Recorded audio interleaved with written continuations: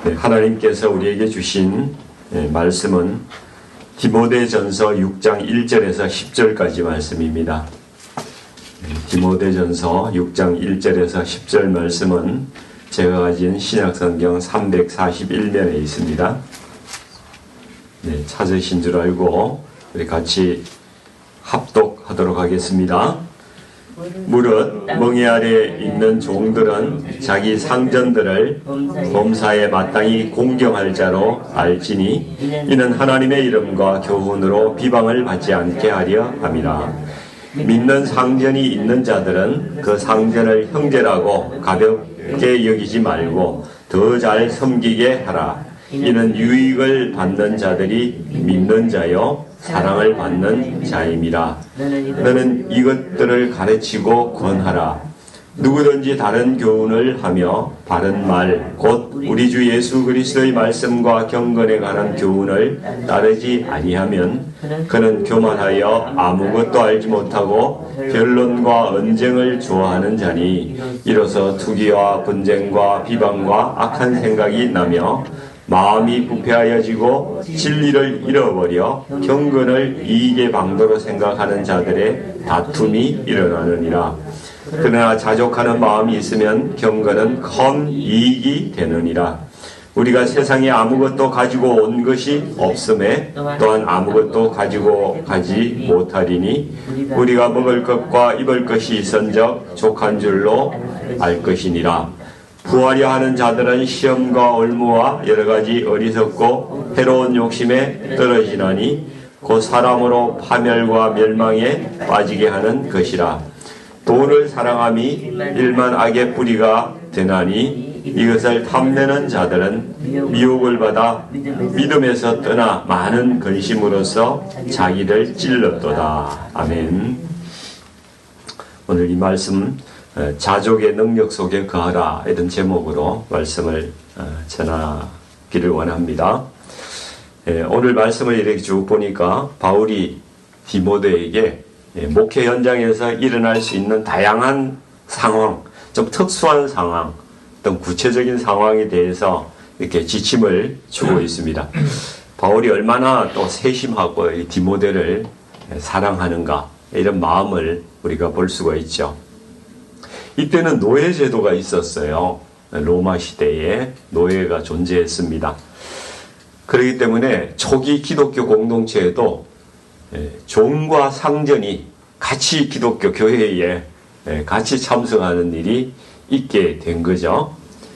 교회 지도자 입장에서는 이들을 어떻게 이제 권면하고 어떻게 살아가라 이렇게 지침을 줘야 되는데 이런 것들이 좀 껄끄러운 문제예요. 그렇죠? 굉장히 어렵죠. 한국에서도 초기 기독교 사회에서 이런 일들이 많이 있었대요. 1800년대, 1900년도 초반 이때에 특히 유명한 일화가 있죠. 김제의 금산교회의 조덕삼 장로와 이자익 목사 그 이야기가 많이 사례로 거론이 되는데요. 아마도 이 이야기를 들어보신 분들도 있으리라고 생각이 됩니다. 이 조덕삼이라는 분은 1900년도 초에 김제에서 큰 부자였다고 합니다. 호남 지역에 그때 선교사가 와서 이제 선교를 하는데 테이터 선교사님이라는 분이 계셨는데 이분이 이제 전주에 본거지를 정하고 말을 타고 이렇게 호남 일대를 돌아다니면서 전도를 하는 거예요. 그러니까 말을 저녁에 이제 잘라 그러면 이제 말을 마국간에 맡겨야 될 거 아닙니까? 그러니까 이분이 김제에 와서 마방에 말을 맡기고 하룻밤을 이제 주무시게 됐는데 그 집이 이제 조덕삼이라는 분의 집이었다는 거예요. 이 나중에 이제 이분이 장로가 되시는데 이 선교사님한테 복음을 듣고 이 자기 나라에서 그 좋은데 다 놔두고 여기 와서 고생하는 거 보니까 참 하나님이 대단하신갑다 이런 생각이 들어서 복음을 듣고 자기 사랑채를 내준 거예요. 거기서 교회가 이제 시작이 되는데 이때 이제 같이 신앙생활을 시작한 사람이 이 조덕삼 씨의 그 마부, 모섬이죠. 모섬으로 이제 말을 몰고 다니는 그런 마부 이자익이란 분도 같이 이제 교회에 참석해서 신앙생활을 시작한 거예요. 이 두 사람이 신앙이 성장하고 교회 리더가 됐는데 집사가 되고 영수가 되었대요. 영수라는 게 요즘 영수회담 뭐 이러잖아요. 지도자 회담을. 그때는 영수라는 제도가 있었다고 합니다. 아마 장로교회의 만수 집사격 정도 되는 그런 위치가 아닐까 이렇게 생각됩니다. 근데 드디어 이제 이 두 사람이 영수가 됐는데 장로 투표를 하게 된 거예요. 누구가 이제 먼저 장로가 되는가. 근데 여기 교인들도 좀 대단한 것 같아요. 그 집주인하고 머슴하고 같이 장로로 이제 올렸는데 이 머슴이 된 거예요. 투표에. 이자익이란 분이 먼저 장로로 선출된 거예요. 이때 장로는 이제 초기이기 때문에 예배도 인도하고 설교도 하고 교회에 이제 치리도 하고 다 이렇게 해야 되는 지금 목사님과 같은 이런 역할을 하는 그런 장로였습니다. 이제 조덕삼 이 장로님이 나중에 장로 됐지만은 자기 모섬의 이자익이라는 분의 설교도 들어야 되고 교회에서 막 반말도 할 수 없잖아요. 아, 야 하다가 도리어 그 모섬의 지도에 따라서 이제 교회를 섬기는 일을 해야 되는 거예요. 이 당시 한국 교회에서 이런 일들이 상당히 많이 있었다고 그래요. 혼란스럽고 서울 종로에 성동교회라고 있는데 여기는 무어 선교사님이 참 고생을 해가지고 이 백정들이 많았는데 백정들이 많이 와서 출석한 교회예요. 근데 백정 출신의 이 박성춘이라는 집사가 먼저 장로가 된 거예요. 양반을 다 제쳐놓고. 그러니까 이 양반들이 반발을 해가지고 야, 저 쌍놈한테 내가 설교를 듣겠냐. 그래서 다 나가버린 거예요. 그래가지고 자기들끼리 안국동에서 안동교회라는 걸 세워가지고 아직 있어요. 안동교회. 서울 연동교회에서도 이 갓바치 가죽 신발 만드는 그 천민 출신의 그 갓바치라고 그러잖아요. 여기 출신의 고찬익 집사라는 분이 먼저 장로가 된 거예요. 또 양반 신자들이 다 교회를 나가버려가지고 그 밑에서 내가 뭐 못하겠다. 종로의 묘동교회라고 지금도 있어요. 그 교회가 또 세워져가지고 이런 일들이 한국에 많이 있었다고 이야기합니다. 근데 조덕삼 장로는 달랐어요. 투표가 끝나고 나서 발언권을 얻어가지고 이렇게 이야기합니다. 이자익 영수는 저보다 믿음이 좋습니다. 이 같은 분이 교회의 일꾼이 되어야 마땅합니다. 이렇게 된 것은 하나님의 뜻입니다. 하나님의 뜻에 따라서 결과에 저는 잘 순종할 것이며 잘 받들겠습니다. 성도님들 감사합니다. 이렇게 이제 이야기를 한 거예요. 그 후에 이 장로님이 그 모섬 장로를 신학교에 이렇게 다 보내주고 그래서 목사까지 시켜가지고 그를 목회자로 존중하면서 평생에 그의 가르침에 순종을 했다고 이 아름다운 이야기가 있어요. 이 조덕삼 장로의 그 후손이 그 손자가 좀 유명한 사람인데 그 옛날에 그 조세형 국회의원이라고 아주 인품과 신앙이 상당히 좋았던 그런 분이 계셔요. 지금 작고하셨지만은. 그러니까 바울이 이 상전을 모시고 있는 종으로서 이 그리스도인이 된 사람들, 그 사람들이 여기 보니까 너희들은 주인을 잘 모셔라. 자기 상전들을 범사에 마땅히 공경할 자로 알고 섬기라고 이렇게 이야기합니다. 왜냐? 너희들의 행동이 하나님의 이름과 연관이 되기 때문에 그렇다는 겁니다. 그러니까 하나님의 말씀이 비방받지 않도록 종된 자는 그 상대를 잘 섬기라고 이야기를 하고 있어요. 이거는 모든 그리스도인이 다 마찬가지 이야기죠. 우리의 언행과 행동은 다른 믿지 않는 사람들에게 다 하나님의 이름으로 하나님의 이름이 비방을 받거나 찬양을 받거나 이 둘 중에 하나가 되는 거기 때문에 그렇습니다. 그러니까 예수 믿는 사람이 직장 생활을 할 때 예수 믿는 사람은 역시 다르구나. 정말 저런 사람이 믿는 하나님이면은 나도 믿겠다. 이런 그 이야기를 들어야 되는 거죠. 제가 회사 다닐 때 저희 회사의 영업부장은 술을 잘 마셔야 돼요. 그래서 나하고 술도 마시고 막 관계를 중시해야 되잖아요.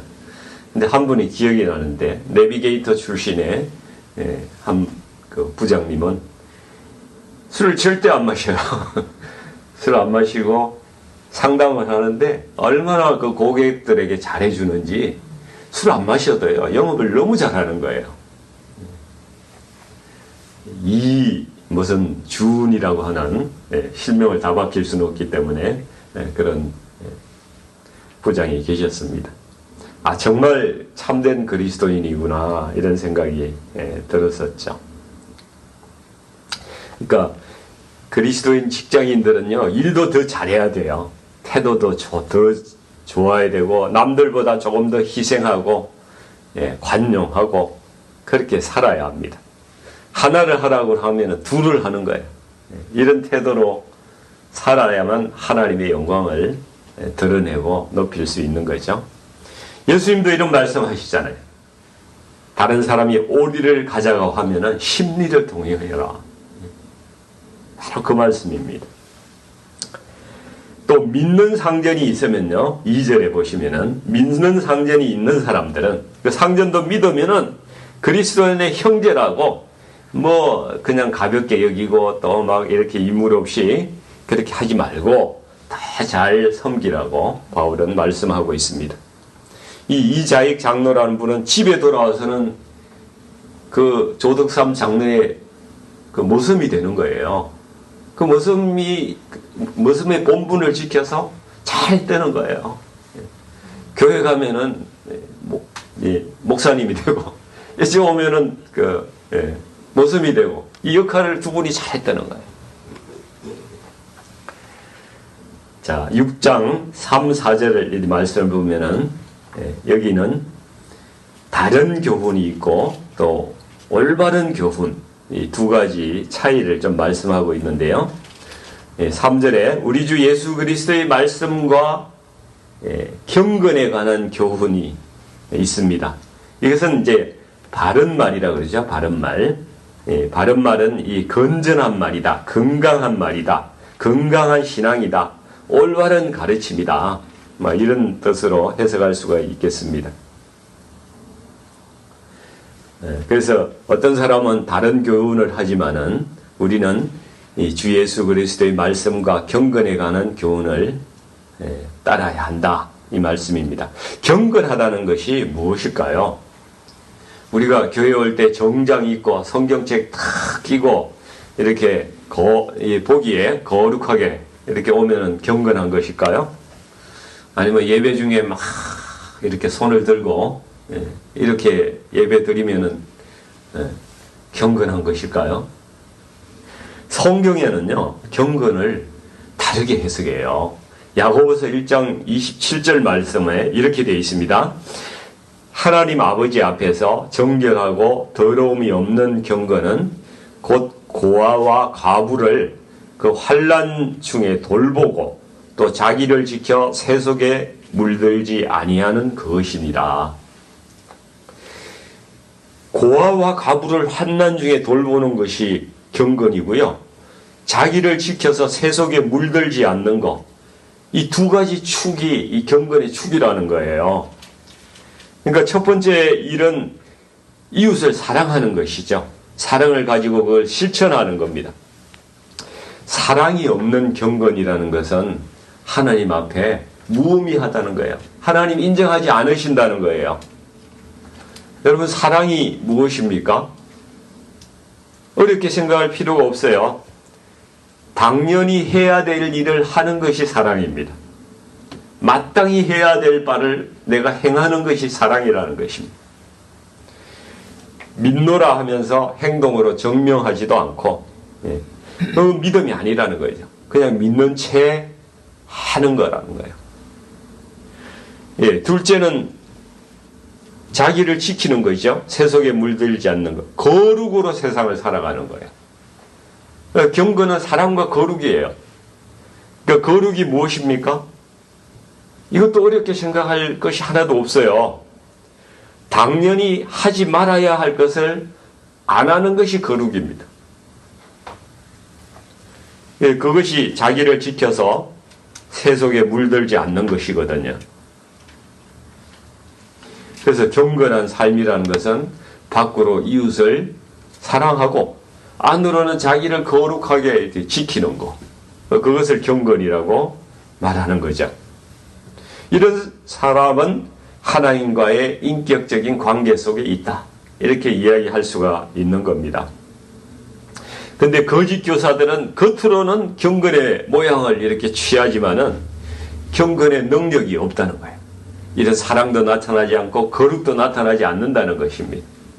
오히려 이들은 이득을 얻기 위해서 그럴듯하게 행동하면서 사람들로부터 경건을 이용해서 돈을 착취하고 자기를 배불리는 이런 일들을 하는 사람들이 있다는 것이죠.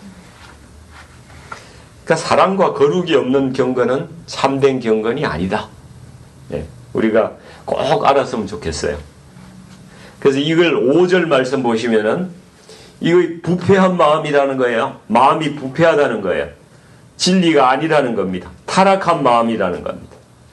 그래서 이들에게서 어떤 열매가 나타나는가 보면은 변론하고 언쟁을 좋아하고 투기하고 분쟁하고 비방하고 악한 생각이 나고 다투고 이런 것들이 이들의 열매라는 것이죠. 성령의 열매하고는 완전히 다른 열매가 나타나고 있습니다.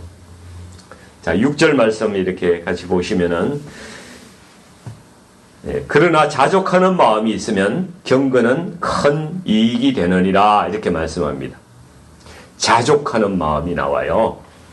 여러분, 자족하는 마음이 뭘까요? 스스로 만족하는 것인데 7절 8절에 그 답이 나옵니다. 우리 7절 8절 말씀 같이 한번 읽어볼게요. 우리가 세상에 아무것도 가지고 온 것이 없음에 또한 아무것도 가지고 가지 못하리니 우리가 먹을 것과 입을 것이 있은적 족한 줄로 알 것이니라. 우리 성도님들은 이런 자족의 마음을 가지고 계십니까?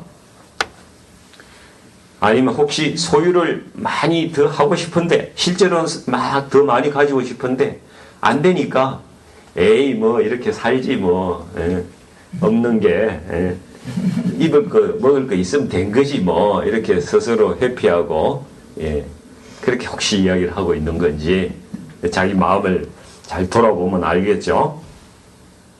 근데 바울이 말하는 자족은 어떤 의미이길래 경건에 유익이 된다고 이렇게 이야기를 하고 있어요. 경건에 큰 이익이 된다고 6절에 말씀하시잖아요. 그러니까 바울이 말하는 자족은요, 하나님 한 분만으로 만족하는 거예요. 하나님 한 분만으로 만족하는 것이 자족입니다. 하나님께서 내가 필요한 것을 공급하신다, 이런 믿음 속에서 내 마음속에 누리는 그 영혼의 평안이, 그것이 자족이라는 거예요. 그래서 걱정과 염려를 안 하는 거예요. 하나님과 교제하는데 굉장히 유익이 되는 것이죠. 또 자족하는 사람은 소유나 상황에 따라서 마음이 이렇게 왔다 갔다 업다운이 없는 거예요. 나보다 저 사람이 더 잘 사는 것 같아. 뭐 세상 사람은 그저 시기가 올라오고 그냥 부럽기도 하고 이런 마음이 일어나지만은 그러지 않는 거예요. 내 마음이 평안한 거예요. 고난 속에서도 혹은 풍요 속에서도 감사하고 그 마음의 평안을 지킬 수 있는 겁니다. 자족하지 못하면요, 끊임없이 돈을 사랑하고 내가 부하게 되려고 거기에 집착을 하는 거예요. 9절 10절 말씀을 한번 보십시오. 부하려 하는 자들은 시험과 올무와 여러 가지 어리석고 해로운 욕심에 떨어진다고. 이거 결과는 파멸과 멸망이라는 겁니다. 예. 사기 당하는 사람이 어떤 사람들이 사기를 당해요? 자기가 부하려고 뭔가 욕심을 내다가 사기를 당하는 거예요. 그렇지 않습니까? 욕심 없는 사람은 사기 안 당해요. 그거 그냥 알아차리거든요. 근데 욕심 있는 사람은 그 사기인지도 모르고 그냥 자기가 빨려 들어가는 거예요. 자기 욕심에. 그러다가 멸망하는 겁니다. 이 자족하지 못하면요, 항상 남과 비교하고 불만에 휩싸이게 돼 있습니다. 그러니까 돈을 사랑하고 욕심을 내기 시작하면은 내 신앙은 무뎌지는 거예요. 그 마음은 병들어집니다. 그리고 마지막으로 자족하는 사람은요, 이 땅의 소유나 성공에 집착하는 것이 아니라 하늘을 바라보는 거예요. 하늘을 보고 사는 사람이에요. 눈에 보이는 세상의 이익보다는 하나님 나라의 가치와 영원한 생명을 사모하기 때문에, 그래서 자족하는 마음이 있으면은 6절에 경건은 큰 이익이 되느니라. 이익이라는 게 유익이 된다는 뜻입니다. 네, 오늘 말씀을 좀 정리를 하겠습니다. 이 사람들은 더 부자 되기를 소망하죠. 그래서 돈을 무지 너무 사랑합니다. 그렇죠?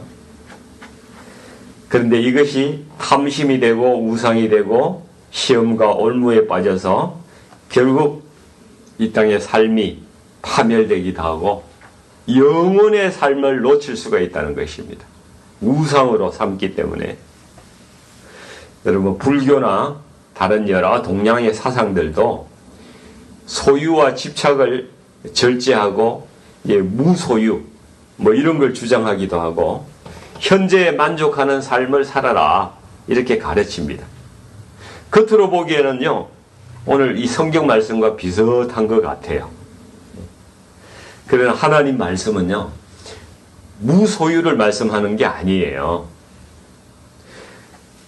우리 하나님께서는 성도들은 하나님의 공급하심을 믿으라는 거예요.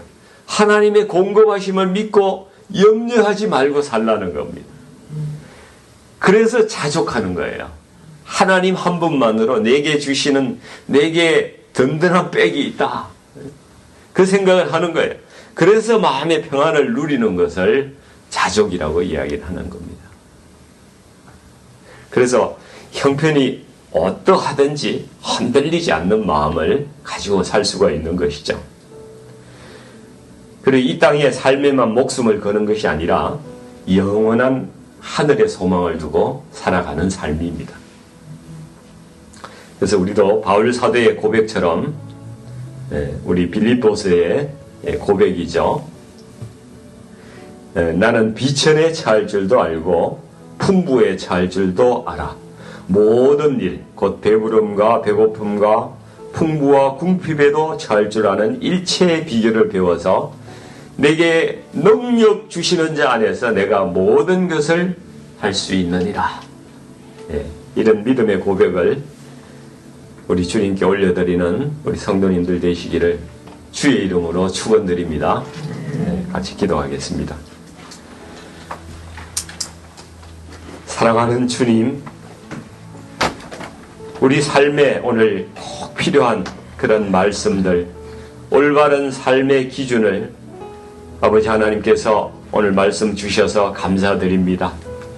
우리가 어떤 일을 하든지 간에, 누구와 무엇을 하든지 간에 저희가 하나님의 이름을 높이기 위해서 살아가는 그러한 성도들로 하나님 살아가게 하여 주시옵소서.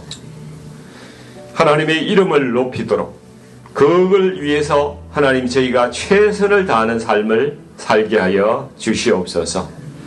진실하게 하시고 다른 사람들보다 조금 더 섬기고 헌신하는 자가 되게 하여 주시옵소서.